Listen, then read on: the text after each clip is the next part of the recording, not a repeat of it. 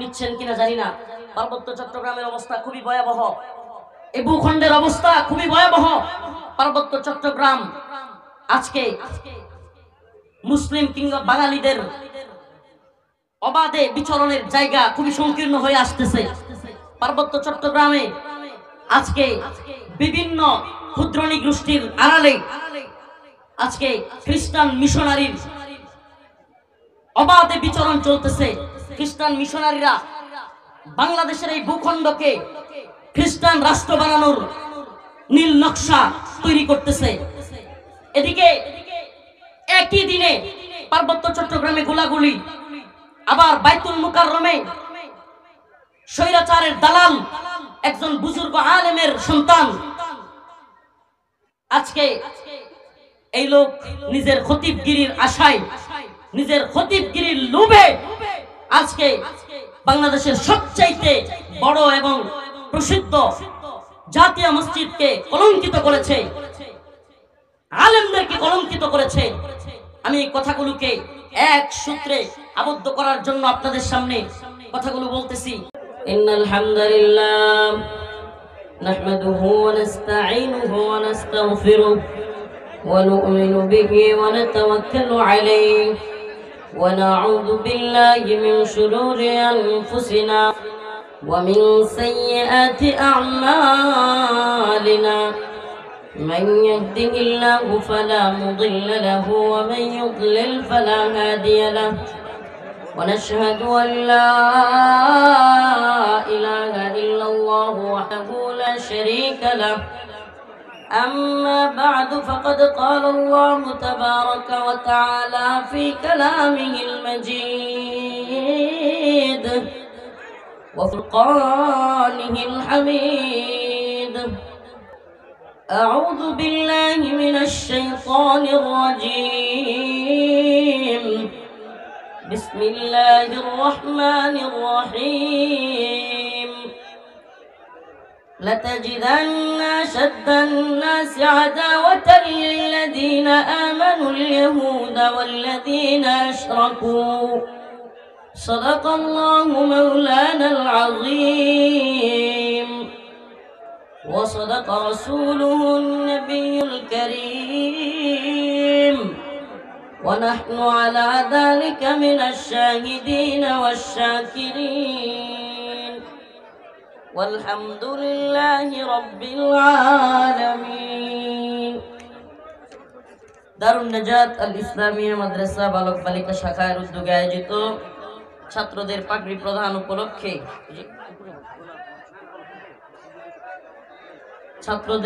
প্রদান উপলক্ষে আমার প্রিয় উস্তাদ মুহতারাম মুফতি আলমগীর বিন শামসুদ্দিন দামাত বারকাতুহুমের আজকের এই আয়োজনে সম্মানিত উলামায়ে কেরাম, মুরব্বিয়ান আযম, প্রিয় যুবক ভাইরা, স্নেহের ছোট ভাইরা, শ্রদ্ধেয়া মা ও বোনেরা, প্রিয় উপস্থিতি, দয়া করে আপনারা হৈহুল্লোড় করবেন না। অনেক লোক হওয়ার কারণে এবং সংকীর্ণ জায়গা, যদিও জায়গাটা মোটামুটি বড়ই, কিন্তু শিল্প এলাকা হওয়ায়, প্রচুর লোক হওয়ায় জায়গা দেওয়া খুবই মুশকিল। দয়া করে আপনারা যে যেভাবে আছেন, এই যে বাবা ঝগড়া না করে যে যেভাবে দাঁড়ায় আছেন, এখানে ঝগড়া করতে আসেন নাই, কোরআন সুন্নাহ থেকে আলেমদের মুখ থেকে কথা শুনতে আসছেন, ঝগড়া করতে এখানে আসেন নাই। আপনাদের উপস্থিতি, আপনাদের জয় উল্লাস কিংবা আপনাদের এই ধ্বনিতে আপনারা যদি মনে করেন আমরা একবারে খুশিতে গদগদ হয়ে যাই, একটু ভুল হবে বিষয়টা। আপনাদের এই ইমানি চেতনা বা জজবা দেখে যেমন খুশি হই, তেমন আফসোসও লাগে যে এই পাশেই ছিলাম, একেবারে পাশে। এই মাইকের আওয়াজ, আমি যেখানে ছিলাম 32টা মাস মাইকের আওয়াজ ওখানে যাচ্ছে। তো আমরা জানি যে দিন শেষে দিনের জন্য জুলুমের শিকার হলে পাশে কেউ থাকে না, এটা আমরা জানি। অতএব আপনাদের এই আয়োজন, আপনাদের এই জজবা কিংবা আপনাদের এই অমুক হুজুর আসছে, অমুক হুজুরের আগমন, এটা যদি আল্লাহর জন্য হয় তাইলে আলহামদুলিল্লাহ, আর যদি ব্যক্তির জন্য হয় ফায়দা নেই, এটা মনে রাখবেন। দীর্ঘদিন এখানে ছিলাম। এখানে শুধু আমি না, বাংলাদেশের সবচাইতে বড় আলেমরাও এখানে ছিলেন। আমি নাম বললে নামের লিস্টটি বড়, একেবারে অনেক বড় হবে। আল্লাহ পাক যেন নতুন করে আর স্বৈরাচার বা জালেম এদেশে তৈরি না করেন। আমি আয়াতে কারিমা তিলাওয়াত করেছি, খুবই সংক্ষিপ্ত কথা বলবো, কিন্তু চেষ্টা করব কিছু গুরুত্বপূর্ণ কথা বলার জন্য আপনাদের সামনে। উচিত তো অনেক কথা বলা, সোয়েটার ফ্যাক্টরি, গার্মেন্টস ফ্যাক্টরি, এই সব জায়গায় কি কি সমস্যা এবং তার করণীয় কি, এসব নিয়ে কথা বলা উচিত, কিন্তু এগুলো নিয়ে কথা বলবার সময় নেই। জাতীয় আন্তর্জাতিক ইস্যুগুলোর কারণে এই সমস্ত বিষয় নিয়ে কথা বলবার সময় পাচ্ছি না। বাকি কথা হবে মা বোনদেরকে পর্দায় রাখা এবং এই শিল্পাঞ্চলগুলোতে গালাগালি, যারা সিনিয়র আছে তাদের জুনিয়রদের প্রতি গালাগালি, এগুলো বন্ধ হওয়া দরকার। এবং মা বোনদের অবাধে চলাচল এবং অবাধে, আল্লাহ মাফ করুক, যৌন মিলন এবং বিবাহ বহির্ভূত সম্পর্ক, এগুলো বন্ধ হওয়া উচিত। এই দুইটা কথা খুলাসা মুখতাসার কথা বললাম। এই সমস্যাগুলো বেশি শিল্পাঞ্চলগুলোতে। যাই হোক, মূল কথায় ফিরে আসি। যেই কথাগুলো জাতীয় এবং আন্তর্জাতিক, যেই কথাগুলো আমাদের খুবই মনোযোগ সহকারে শোনা এবং জানা উচিত, এবং এই কথাগুলো শুধুমাত্র আপনাদের উদ্দেশ্যেই নয়, এই মিডিয়ার মাধ্যমে আমার গোটা জাতির কাছে পৌঁছানো খুবই জরুরি। কেন জরুরি? আজকে আমরা তথাকথিত গণতান্ত্রিক সেকুলার ইসলাম, সেকুলার দলগুলো তো আছেই, অনেক ইসলামিক দলগুলোর কিংবা এই রাষ্ট্রের দায়িত্বশীলদের অনেকদের মধ্যে আমরা প্রকৃতপক্ষে দেশের প্রতি ভালোবাসা কিংবা ইসলাম এবং ঈমানের প্রতি ভালোবাসা খুবই কমই দেখতে পাই। এটা আমি খুব ভালো করে জেনে শুনে এদেশের সকল রাজনৈতিক অরাজনৈতিক বড় ছোট দলগুলোর শীর্ষস্থানীয় নেতৃবৃন্দের সাথে কথা বলে এবং এদের সাথে বসে বুঝে শুনে তারপরে দায়িত্ব নিয়ে আমি কথাগুলো বলছি। বুঝে শুনে বলতেছি, পকেট আর পেটের দান্দা ছাড়া রাজনীতি করা ব্যক্তিদের বড় অভাব এদেশে। জাতীয় আন্তর্জাতিক ষড়যন্ত্রের ব্যাপারে খুবই উদাসীন এরা। এরা এক একজন কিভাবে ক্ষমতায় যাওয়া যায় এটার জন্য উঠে পড়ে লেগে আছে। কিন্তু জাতি কোন জায়গায় সবচাইতে বেশি সজাগ থাকা দরকার, জাতিকে ঐক্যবদ্ধ করা দরকার, সেই জায়গাগুলোতে আজকে ঐক্যবদ্ধ না হয়ে আমরা আজকে ঐক্যহীনতায় ভুগতেছি। আজকে যে যার মতো করে স্বার্থ হাসিলের জন্য এক একজন এক এক দিকে ছুটছি, নিজের স্বার্থ হাসিল হয়ে যাচ্ছে। তো আলহামদুলিল্লাহ মনে করতেছি দেশ স্বাধীন, আমি আমার স্বার্থ হাসিল করতে পারলাম। কিন্তু এই ভূখণ্ডের উপরে সাম্রাজ্যবাদী মার্কিনীদের থাবা অব্যাহত আছে, অব্যাহত আছে। সাম্রাজ্যবাদী, নব্য সাম্রাজ্যবাদী, হিন্দুত্ববাদী তাগুতি শক্তির বিভিন্ন ধরনের সাম্রাজ্যবাদীরা আজকে আমার বাংলাদেশে এই হাসিনা পরবর্তী সময়ে একটা দৃষ্টিকে নিক্ষেপ করেছে। এখান থেকে তাদের কি স্বার্থ হাসিল করা যায়। আপনারা অনেকেই খবর নিচ্ছেন কিনা জানি না, পার্বত্য চট্টগ্রামের অবস্থা খুবই ভয়াবহ, এই ভূখণ্ডের অবস্থা খুবই ভয়াবহ।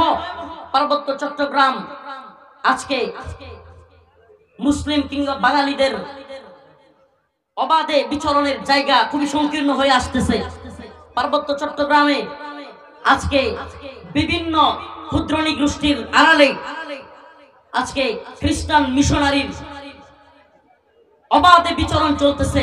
খ্রিস্টান মিশনারিরা বাংলাদেশের এই ভূখণ্ডকে খ্রিস্টান রাষ্ট্র বানানোর নীল নকশা তৈরি করতেছে।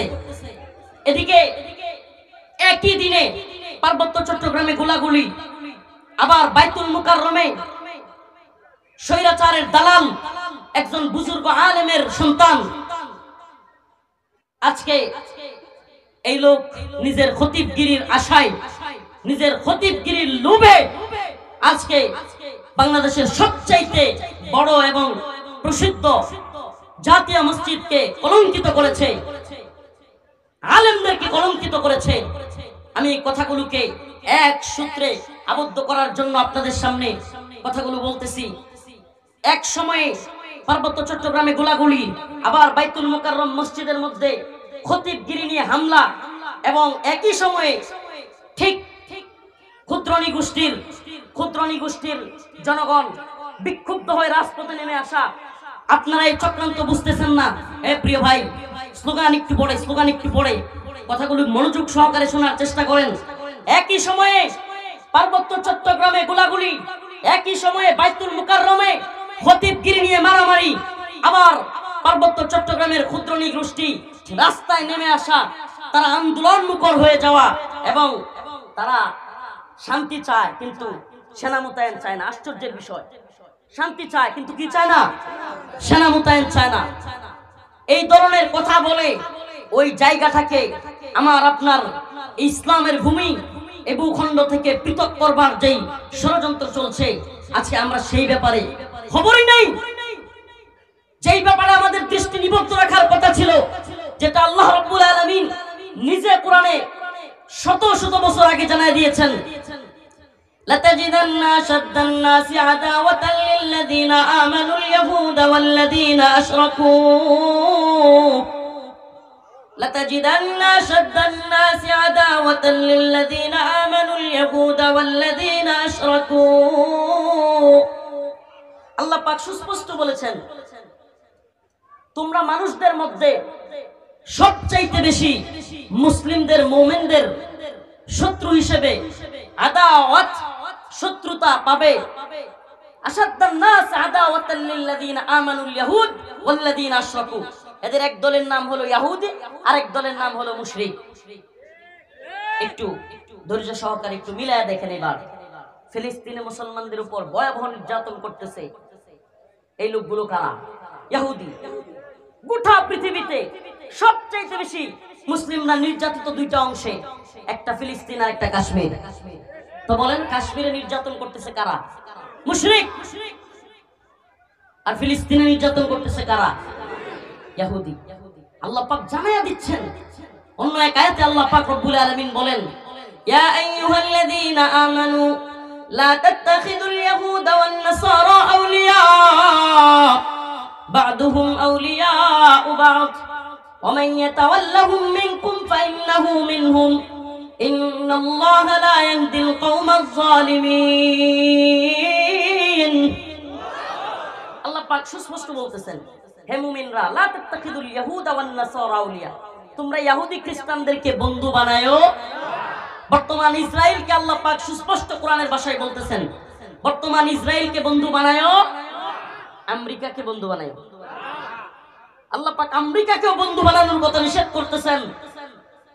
সুস্পষ্ট বলেন, ইহুদি এবং খ্রিস্টানদেরকে বন্ধু বানায়ো না। আর যদি তোমরা মনে করো তোমরা ইসলামিক রাজনীতি করো, আমেরিকা তোমাদের প্রতি খুশি, তোমরা খুব খুশি হয়ে গেছো, আমেরিকা আমাদেরকে দেখতে পারে, তাইলে মনে রাখবা আল্লাহ পাকের ওই আয়াতের ঘোষণা শোনো, ওয়ালান তারদা আনকাল ইয়াহুদ ওয়ালান নাসারা হাত্তা তাত্তাবিআ মিল্লাতাহুম।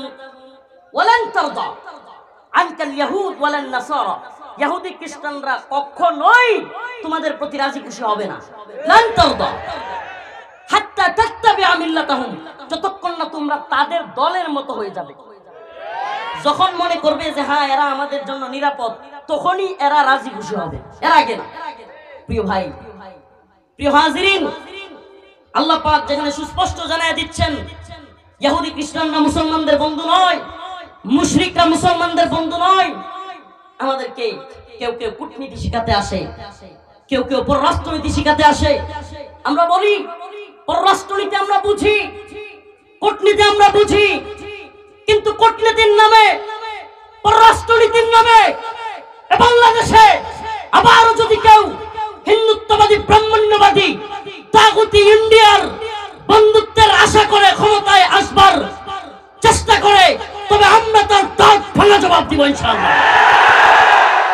হিন্দুত্ববাদী ভারতকে বন্ধু বানায় কেউ ক্ষমতায় আসবার চেষ্টা করবে, আমরা তার অবশ্যই দাঁত ভাঙা জবাব দেব। এই হিন্দুত্ববাদীরা মুসলিমদের বন্ধু হতে পারে না।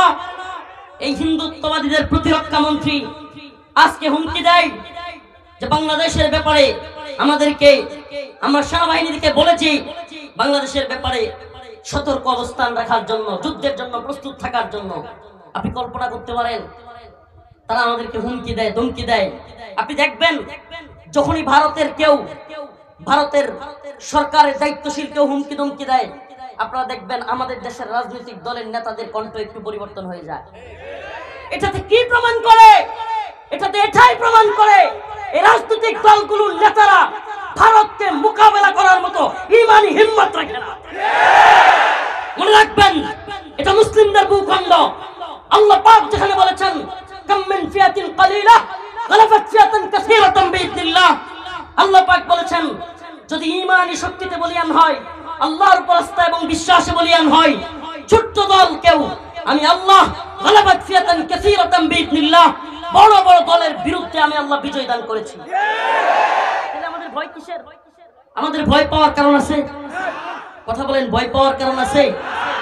আমাদের পররাষ্ট্রনীতি, কূটনীতি সব আমরা বুঝি, কিন্তু ইসলাম প্রশ্নে, ঈমান প্রশ্নে, রাসূলুল্লাহ সাল্লাল্লাহু আলাইহি ওয়াসাল্লামের আদর্শের প্রশ্নে আমরা আপোষ করতে রাজি নই। আমরা আবারও বলছি, বাণিজ্যিক সম্পর্ক প্রতিবেশী আছে, উল্টায় ফেলা সম্ভব না। প্রতিবেশী আছে, কি করা সম্ভব না? প্রতিবেশীকে চেঞ্জ করা এত সহজ না। প্রতিবেশী আছে, প্রতিবেশীর সাথে বাণিজ্যিক সম্পর্ক থাকবে, কোনো সমস্যা নাই। আঞ্চলিক ভাবে সম্পর্ক থাকবে, সমস্যা নাই। কিন্তু মনে রাখবেন, প্রতিবেশী যেন প্রভু হয়ে না দাঁড়ায়। আমরা আগেও বলেছি ৭১-এ মুক্তিযুদ্ধ হয়েছিল। কেন হয়েছিল? পাকিস্তানি বাহিনী বাংলাদেশের মুসলিমদের উপর কিংবা বাংলাদেশের জনগণের উপর নির্যাতন করেছিল, তাই তো? তো পাকিস্তানিদেরকে এদেশের মানুষ পাকিস্তানের প্রভুত্ব মানে নাই, পাকিস্তানের দেশের মানুষের উপর জুলুম করেছিল, মানে নাই। ১৫-১৬ বছর কিংবা বলতে পারেন বিগত বাংলাদেশ স্বাধীন হওয়ার পর থেকে ৫০-৫২ বছর ভারত আমাদের উপরে প্রভু হিসেবে বসেছিল। নাউজুবিল্লাহ। যদিও ইমানদারদের প্রভু নয়, এগুলো হলো তথাকথিত ভারতের চাপায়া দেওয়া কিছু পুতুল সরকারের প্রভু। আমাদের প্রভু আল্লাহ। আমাদের প্রভু কে? আমাদের প্রভু আল্লাহ। কিন্তু এদের প্রভু হিসেবে বসেছিল। সুবহানাল্লাহি ওয়া বিহামদিহি। তরুণ যুবকরা জাগ্রত হয়ে ২০২৪ সালের ৫ই আগস্ট হাসিনার পতনের মধ্য দিয়ে জানায়া দিয়েছে এদেশ পাকিস্তানের প্রভুত্ব মানে নাই, ভারতের প্রভুত্ব মানবে না। কিন্তু যদি নতুন করে ভারত গেল, পাকিস্তান গেল, আমেরিকা যদি প্রভু সাজবার চায়, এদেশের মুসলমান কি ওইটা মানে নিবে? এটা মানে নিবে?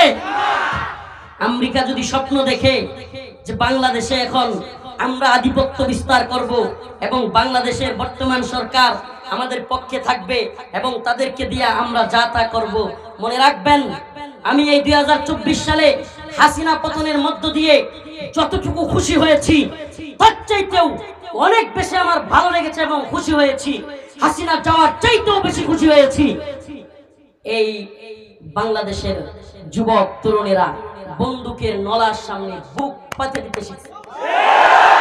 এটা আমার কাছে অনেক ভালো লেগেছে। এটা আমাদেরকে ঈমানি চেতনাকে আরো বেগবান করবার শিক্ষা দেয় এবং এই বুলেটের সামনে পরোয়া না করবার যে শিক্ষা, এটা আমাদেরকে বলে দেয় আগামী দিনে বাংলাদেশে পাকিস্তানের দালালি যেমনি ভাবে চলে নাই, ভারতের দালালি যেমনি ভাবে টিকে নাই, আমেরিকা কিংবা কোন সাম্রাজ্যবাদের দালালি এদেশে টিকতে পারে না। ক্ষমতার বাগবাটোয়ারা করবেন, আমরা ক্ষমতার পাগল নই। আমাদের একটাই আশা, আমাদের একটাই স্বপ্ন, এলায়ে কালিমাতুল্লাহ। আমাদের স্বপ্ন একটাই। এই তন্ত্রমন্ত্র দিয়ে আমরা কোনো আশা দেখি না। আমরা জানি হাসিনা সরকারের অধীনে এই জাতি যেমনি ভাবে হতাশ হয়েছে, আমরা এটাও জানি এই সরকার দিয়েও মানুষ হতাশ হবে, তারপরে সরকার দিয়েও মানুষ হতাশ হবে, কারণ তন্ত্রমন্ত্রের সরকার দিয়ে ন্যায় ইনসাফ প্রতিষ্ঠা হতে পারে না। এটা লিখে রাখেন, লিখে রাখেন। কোরআন সুন্নাহ অনুযায়ী রাষ্ট্র ব্যবস্থা ব্যতীত, ইসলামী খিলাফত ব্যতীত, ইসলামী শরিয়া ব্যতীত মুসলমানদের শান্তি প্রতিষ্ঠা হতে পারে না। এটা লিখে রাখেন। তো আমরা জানি, কিন্তু আমরা হতাশ হবার নই, আমরা হতাশ হবার নই। আমরা তো বলতে চাই, এদেশে যদি কেউ মাও সেতুংয়ের মতবাদের স্বপ্ন দেখে, লেনিনের মতবাদের স্বপ্ন দেখে, এদেশে যদি কেউ আব্রাহাম লিঙ্কনের মতবাদের প্রতিষ্ঠার স্বপ্ন দেখে, তবে আমরাও খিলাফার স্বপ্ন দেখি, আমরা শরিয়ার স্বপ্ন দেখি। তুমি তোমারটা যদি বলতে পারো, আমি আমারটা কেন বলতে পারবো? তোমারটা বলার স্বাধীনতা থাকলে আমারটা বললে তুমি জঙ্গিবাদ বলবা, আমিও তোমাকে বলবো তুমি আমেরিকা ইন্ডিয়ার দালাল। তুমি যদি আমাকে মৌলবাদী বলো, তুমি যদি আমাকে জঙ্গিবাদী বলো, তবে মনে রাখো তোমার মৌলবাদী জঙ্গিবাদী বলায় আমার কোনো কিছু যায় আসে না। শত্রু মিত্র চেনো, শত্রু মিত্র চেনবার চেষ্টা করো। মুসলমান, ভালোবাসা আল্লাহর জন্য হতে হবে। কার জন্য? ঘৃণা হবে কার জন্য? আল্লাহর জন্য হতে হবে। মনে রাখবেন, মনে রাখবেন, যদি আল্লাহর জন্য ভালোবাসা না হয়, দ্বীনের জন্য ভালোবাসা না হয়, ঈমানের জন্য ভালোবাসা না হয়, তবে সেই ভালোবাসা মূল্যহীন। সেই ভালোবাসা কি? আপনারা দেখেছিলেন, আপনাদের মনে থাকবার কথা, ভারতের এক কুখ্যাত নারী নূপুর শর্মা আমার নবীকে নিয়ে কটূক্তি করেছিল। বাংলাদেশের কোন একটা থানায় আওয়ামী লীগ, ছাত্রলীগ, যুবলীগ বলতে পারবেন, দেখাতে পারবেন একটা থানার ইউনিট নূপুর শর্মা ইস্যুতে আন্দোলন করছে? করেছিল? করেছিল? করে নাই। কিন্তু ফিলিস্তিনে যখন ইসরায়েলের হামলা করলো, ছাত্রলীগের ব্যানার নিয়ে ফিলিস্তিনের পক্ষে নেমে গেল। রাজনীতি বুঝেন? কারণ কি? কারণ হাসিনা সরকারকে আমেরিকা ফেলতে চাচ্ছে। কারা? এখন ইসরায়েলের পক্ষ নিয়েছে আমেরিকা। দুয়ে দুয়ে সাইড মিলাইতেছি, বুঝতেছেন? মানে ইসরায়েলের পক্ষ নিছে কারা? আমেরিকা। এখন ফিলিস্তিনের পক্ষ যদি আমরা নেই, আমরা কার বিপক্ষে গেলাম? আমেরিকার বিরুদ্ধে। কথা বুঝছেন নি? রাজনীতিটা কি সূক্ষ্মভাবে করছে? এটা কি ফিলিস্তিনের মুসলমানদের দরদ, নাকি ইসরায়েল এবং আমেরিকার বিরুদ্ধে যাওয়া? যদি প্রকৃত দরদ থাকতো, ঈমানের প্রতি, রসুলের প্রতি ভালোবাসা থাকতো, তাহলে রসুলকে যে কটূক্তি করেছে তার বিরুদ্ধে অবস্থান নিত কি নিত না? ভারতের হওয়ার কারণে তাদের নেতারা বলে দিয়েছে সাবধান, ভারত ইস্যুতে আন্দোলনে নামা যাবে না। তাদের এক কুখ্যাত আব্দুস শয়তান, এটার নাম আব্দুল মুমিন, কিন্তু আমি বলি এটা আব্দুস শয়তান। মনে আছে পররাষ্ট্রমন্ত্রী আব্দুস শয়তানের নাম মনে আছে? এই আব্দুস শয়তান ভয়ঙ্কর একটা কথা বলেছিল। মিডিয়া যেটাকে ভয়ঙ্কর ভাবে দেখাইছে, যে আমি ভারতবর্ষের সরকারকে বলেছি ভারতবর্ষের সরকার যেন হাসিনা সরকারকে ক্ষমতায় রাখে। মিডিয়া কিন্তু এটাই দেখাইছে। কি করছে? কিন্তু আরো ভয়ঙ্কর একটা কথা বলেছিল, সেটা হলো ভারতে একজন ভদ্র মহিলা, নাউজুবিল্লাহ, ভদ্র মহিলা একটা কথা বলে ফেলেছিল, আমরা বাংলাদেশে সেই ব্যাপারে আন্দোলন হতে দেই নাই। বলছিল কি? বলে নাই। আমাকে বলেন, আল্লাহর নবীকে নিয়ে কটূক্তি করেছে, আর সে বলতেছে আমরা আন্দোলন হতে, আমরা মিডিয়ায় প্রচার হতে। কত বড় ভণ্ড দেখছেন এদের মনে। তাইলে রসুলের প্রতি ভালোবাসা আছে? ইসলামী শরিয়ায় এটা কথা খুব ভালোভাবে জেনে রাখেন, সমস্ত ইমাম একমত, সমস্ত ইমাম একমত, যদি কেউ রাসূলুল্লাহ সাল্লাল্লাহু আলাইহি ওয়াসাল্লামকে নিয়ে কটূক্তি করে, ইসলামী শরিয়ায় তার একমাত্র শাস্তি হচ্ছে ওয়াজিবুল কতল। মান সাব্বা নাবিয়ান ফাকতুলু, তার শাস্তি হলো কল্লা থেকে, ধর থেকে কল্লাকে আলাদা করে ফেলা। এটা ইসলামী শরিয়ার শাস্তি। এই ব্যাপারে সমস্ত ইমাম একমত। হালকা মতানৈক্য আছে এই ব্যাপারে। যদি তওবা করে, কোন কোন ইমাম বলেন তওবা করলেও তার তওবা কবুল করা হবে না। আল্লাহ পাক আখিরাতে তাকে তওবা কবুল করে ক্ষমা করে দিতে পারেন, এটা আল্লাহর ইচ্ছা, কিন্তু দুনিয়ায় তার তওবা কবুল করা হবে। তাইলে আল্লাহর নবীকে কটূক্তি করেছে, এর চাইতে বড় ইস্যু কি হইতে পারে? আমরা রাজনীতি বুঝি, আবারও বলতেছি পররাষ্ট্রনীতিও বুঝি, আমরা বিশ্ব কি বলবে, বৈশ্বিক পরিস্থিতি কি, বিশ্ব মরলরা কি বলবে, এগুলো সব জানি। কিন্তু রসুলকে নিয়ে কেউ কথা বললে, কটূক্তি করলে, তখন রাজনীতি, অর্থনীতি, বহির্বিশ্ব এগুলো তাকায় দেখবার সময় আমাদের থাকে। রসুলের ভালোবাসায় আজকে অনেকের খবরই নাই।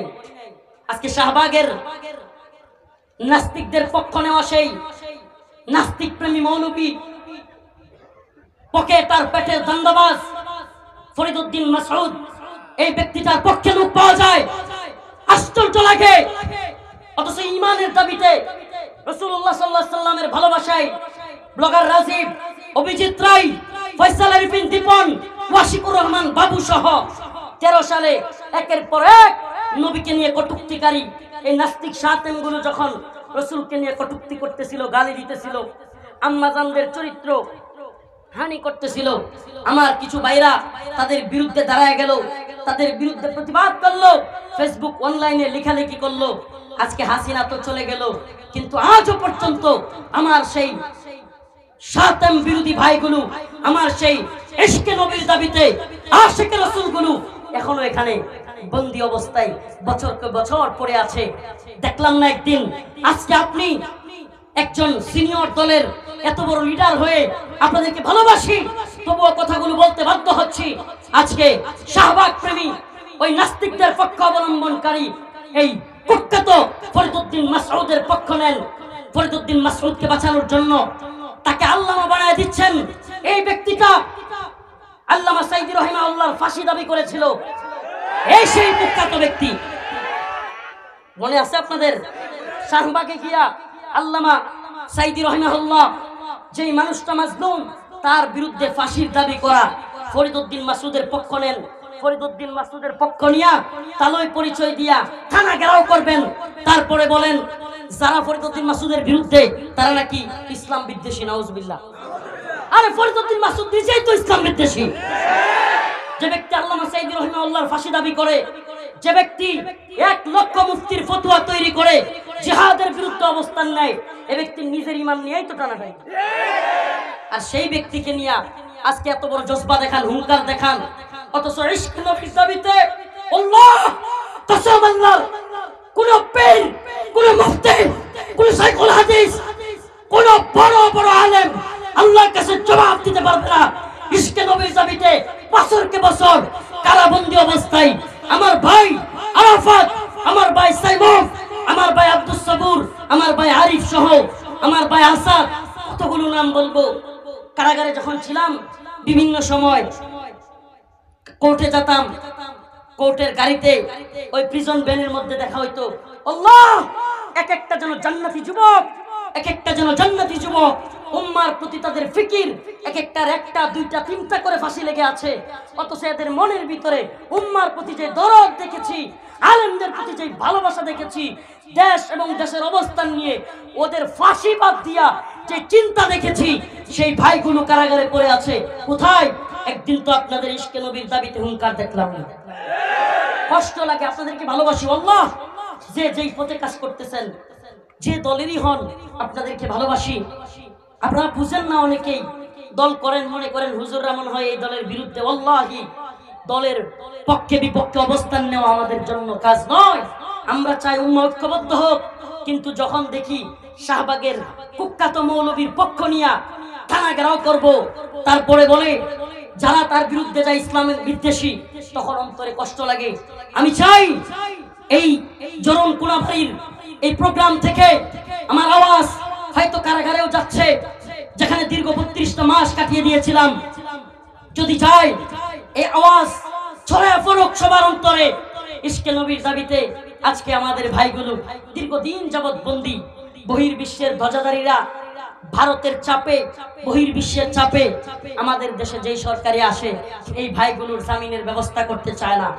আমাদের দাবি হলো এই ভাইগুলোকে দ্রুত মুক্তি দেওয়া হোক। চান আপনারা? চান? হে মুসলিম উম্মাহ, ইশকে নবীর দাবিতে আওয়াজ তুলো। ইশকে নবীর দাবিতে যারা কারাগারে আছে প্রত্যেকটা মুমিন মর্তে মুজাহিদের জামিন দিতে হবে। রাজি আছো তো ইনশাআল্লাহ? প্রতিবাদ হোক করে করে। ইশকে নবীর দাবিতে ফয়সাল আরিফিন দীপন হত্যা মামলায় একটা ভাইও কারাগারে থাকতে পারবে না। ব্লগার রাজীব হত্যা মামলায় একটা ভাইও কারাগারে থাকতে পারবে না। এই আওয়াজ আমাদের তুলতে হবে। এই আওয়াজ প্রত্যেকটা মুমিনের ঘরে ঘরে পৌঁছে দিতে হবে। এই আওয়াজ বাংলার ঘরে ঘরে পৌঁছে দিতে হবে। আমরা চাই যে সরকারি আসুক এই ভাইদের দ্রুত মুক্তির ব্যবস্থা করে। প্রিয় হাজিরিন, হিন্দুত্ববাদী চক্র, ইহুদিবাদী চক্র, খ্রিস্টীয় চক্র, সব চক্র মিলে ষড়যন্ত্র চলতেছে। সাবধান, চোখ কান খোলা রাখতে হবে। প্রিয় মুসলিম যুবক, তোমাদেরকে বলি আমরা ফেসবুকে লেখালেখি করি দাওয়া এবং জিহাদের পক্ষে। এজন্য কিছু ভাইরা গণতন্ত্রকামী, এদেরকে আমি অবুঝ দিনী ভাই মনে করি। আমি এদেরকে, এরা অনেক সময় দ্বীনের পক্ষে থাকা মর্দে মুজাহিদ, কারাগারে রিমান্ডে নির্যাতনের শিকার হওয়া আলেমদের বিরুদ্ধেও কলম ধরতে এদের হাত কাঁপে না। এরা মনে করে এই তন্ত্র মন্ত্র দিয়া দিন বিজয়ী হয়ে যাবে, দিন প্রতিষ্ঠা করে ফেলবে। করেন না চেষ্টা তো পৃথিবীর শুরু লগ্ন থেকে আজ পর্যন্ত হলো? 1 ইঞ্চি ভূমিতে কি এই তন্ত্র মন্ত্র দিয়া দিন বিজয় হয়েছে? আরে বুন্দা না, আব্রাহাম লিঙ্কন, জর্জ রসু, এরা আপনাদের মতো বুদাই না। এরা গণতন্ত্র প্রতিষ্ঠাই করছে সেকুলাররা ক্ষমতায় যাওয়ার জন্য। এরা ইসলামিক দল ক্ষমতায় যাওয়ার জন্য গণতন্ত্র প্রতিষ্ঠা করে না। এটা মনে রাখবেন। আজ হোক কাল আপনারা ফিরে আসবেন, আমরা জানি, হতাশ হয়ে ফিরে আসবেন। তন্ত্র মন্ত্র দিয়ে হয় না। আরে মিশরে মুরসি ক্ষমতায় আসছিল, 10 দিনও কয়েকদিনও টিকতে পারে নাই, মুরসির কুরসি চলে গেছে। কেন?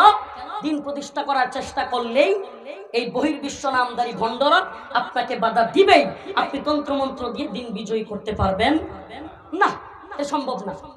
দাওয়া এবং জিহাদের মাধ্যমে আফগান বিজয় হয়েছে কি হয় নাই? সোভিয়েত রাশিয়া কি পাওয়ারফুল! একসময় বলা হয়তো সোভিয়েতের সূর্য অস্ত যায় না, কি যায় না, এত বিশাল ছিল সোভিয়েত। বলেন, আফগানে মোল্লাদের উপর আক্রমণ চালানোর পর নাকে খত দিয়া রাশিয়া পালাইছিল কি পালাই না? নাকে খত দিয়া পালাইতে হয়েছে। সুবহানাল্লাহ। শুধু তাই না, নেটো যখন আসলো, আরে Britain, America, France, Germany, Netherland, Italy সব রাষ্ট্রকে নিয়ে, 48টা রাষ্ট্র নিয়ে নেটো গঠন কইরা আফগানে আসলো। সুবহানাল্লাহ। মোল্লাদেরকে হারাইতে তো পারেই নাই, উল্টা নাকে খত দিয়া 2021 সালের আগস্টে, 15 আগস্ট বিদায় নিছে। মনে আছে? পথ এটাই ভাই, পথ এটাই। আল্লাহ রসুলের পথ, কোরআন সুন্নাহর পথ, দাওয়া এবং জিহাদের পথ। কে জঙ্গি বললো, মৌলবাদী বললো? আরে ভাই, নেতানিয়াহু ধুটের ভাষা বুঝে না, এই মোদি ধুটের ভাষা, সিলের ভাষা বুঝে না, এরা বুঝে তরবারির ভাষা। এই নেতানিয়াহু, এই হিন্দুত্ববাদী তাগুতি মোদি সরকার, এই সমস্ত জালেমদেরকে থামাতে হলে অবশ্যই আমাদেরকে অস্ত্রের ভাষায় বুঝতে হবে। আমি তো বলি দায়িত্বশীলদেরকে, যুবকদেরকে বলি, প্রস্তুতি নাও, প্রস্তুতি নাও। আমরা ফেসবুকে কেন বলি? ফেসবুক একটা বিরাট বড় প্ল্যাটফর্ম। যারা আমাদেরকে ফেসবুকের মুজাহিদ বলো, তাদেরকে বলি, ভাই তুই বুকার স্বর্গে বাস করো। জালেমরা হঠাৎ করে আন্দোলন চাঙ্গা হইলেই ফেসবুক বন্ধ করে দিত না। কেন ফেসবুক বন্ধ করে দেয়? কেন ফেসবুক বন্ধ করে দেয়? কারণ ফেসবুক একটা বিরাট বড় প্ল্যাটফর্ম। এখানে আন্দোলন চাঙ্গা হলেই অফলাইনেও, রাজপথেও আন্দোলন কি হয়ে যায়?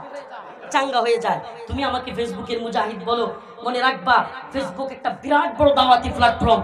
ফেসবুকে তুমি গণতন্ত্রের কথা বলো, আমি জিহাদের কথা বললে তোমার গায়ে জ্বলে কেন? তুমি কি জিহাদ পছন্দ করো? তাহলে তো তুমি কোরআনকেও পছন্দ করো। কোরআনের শত শত আয়াত জিহাদের। আমরা ফেসবুকেও দাওয়াত এবং জিহাদের দাওয়াত দিয়ে যাব। কেন? কারণ হিন্দুত্ববাদী ভারত অস্ত্র নিয়ে বসে আছে, আমরা বুটের সিল দিয়ে ওদেরকে হারাতে পারবো না। যদি প্রয়োজন হয় বাংলার যুবকদেরকে নিয়ে অস্ত্র নিয়ে ভারতের বিরুদ্ধে নেমে যেতে হবে ইনশাআল্লাহ। রাজি আছো তো ইনশাআল্লাহ? হে মর্দে মুজাহিদ, মুসলিম যুবকদের পেটের বুড়ি থাকবে না। হে মুসলমান, অস্ত্রের ট্রেনিং দিতে না পারো, শারীরিক ট্রেনিং দেওয়া শুরু করো। ওপেন বলে যাচ্ছি, ওপেন। এজন্য কি হবে পরোয়া করি না। এই হিন্দুত্ববাদী তাগুতি ব্রাহ্মণ্যবাদীদের বিরুদ্ধে মুসলিমদের একটা গাজওয়া হবে, জিহাদ হবে। এটা আমার মুখের কথা নয়, রাসূলের বাণী। ইসাবাতান মিন উম্মতি আহরাজাহুম আল্লাহু মিনান নার, ইসাবাতুন তাগজুল হিন্দা ওয়া ইসাবাতু মারঈসা ইবনে মারইয়াম। রাসূল বলে গিয়েছেন, হিন্দুত্ববাদী ব্রাহ্মণ্যবাদী তাগুতি শক্তির বিরুদ্ধে মুসলিমদের একটা যুদ্ধ হবে, গাজওয়াতুল হিন্দ আসন্ন। হও মুসলিম যুবক, তৈরি হও। রাসূল বলে গিয়েছেন, সেই যুদ্ধে হিন্দুত্ববাদীরা পরাজিত হবে।